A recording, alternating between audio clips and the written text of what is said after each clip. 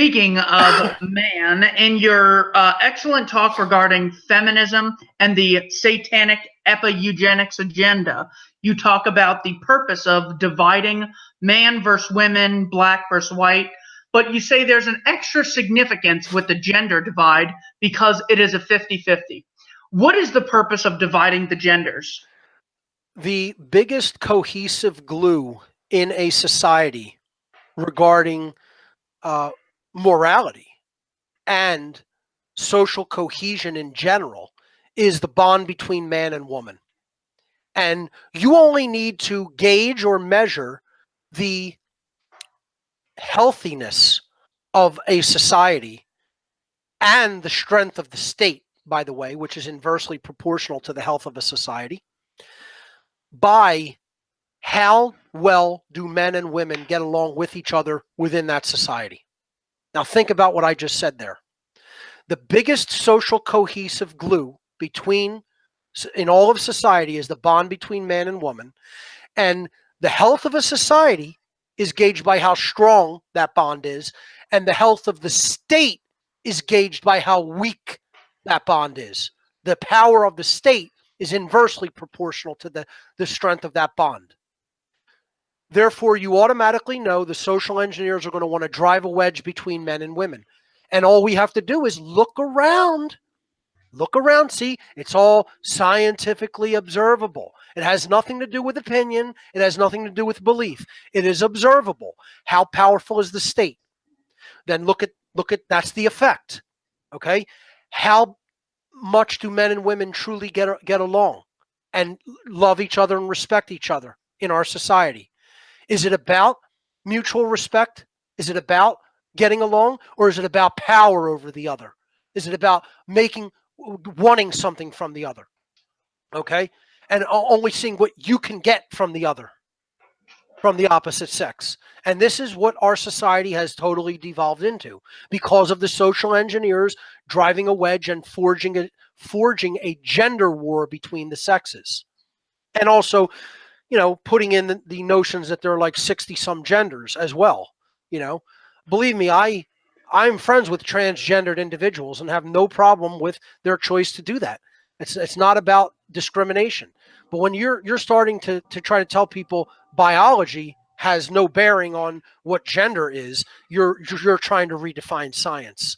You're trying to redefine truth and reality. So, to go back to the notion that these social engineers know that the strength of the state hinges upon whether men and women are actually together exploring morality, are fostering true values, especially propagating true values to the young, like truth and freedom and morality. Okay?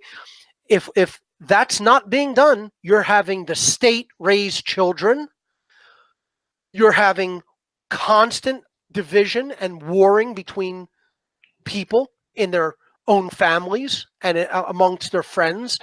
And, nobody is going to be unifying together and fighting the state if they believe, there's a patriarchy and men are the enemy, or, all women have an evil nature and should be avoided and we shouldn't, interact with them. Because that's what there's a pushback. You have the feminists forming this idea of the patriarchy. You know how much loathing I get viewed with? I mean, I feel like I'm discriminated against walking down the street just because I'm a white, middle-aged, masculine man. Okay? It's as if somehow you're the enemy. I'm fighting for freedom. I'm fighting for rights. I'm fighting for what's right, for morality. And I'm somehow the enemy because of my gender. I see it every day. And guess what, Keith? It's hard. It is hard to be viewed like that and to not want to come with some kind of a blowback toward that other person, because you have to constantly just remind yourself they're just a fucking dunce. They're just so painfully dumb because of their social engineering. They're just so fucking dumb that you have to feel sorry for them. Instead of, see, I get into the notion of, I really start to hate people when they act like this. Okay, it's a battle for me every day not to fall into total 100% hatred Okay. But then, you know, and sometimes I don't accomplish it. Sometimes it gets to me, man, you know, but it's like I have to go back and constantly remind myself they're just so stupid because of what they've been taught that's not true. They have a religion. It's the same thing for these guys who insistently think women are just evil. It's like this biblical notion that, oh, Eve was the woman who gave sin to Adam, you know, and like modern guys in the men's rights movement, but particularly the MGTOW movement, have this notion that the nature of women is just evil. You know, they're not looking at social engineering. You know, they're not looking at the long march through the institutions that has done this, that has put people into this condition and fostered this gender war. Then they take the opposite approach. We're just going to hate on them. We're not going to talk to them to try to properly re-educate them. We're just going to, you know, say that they're fundamentally at their nature flawed and evil. And what's that going to do? Is that going to solve the problem? No, it's going to drive a further wedge between people. And this is what the social engineers want, you know?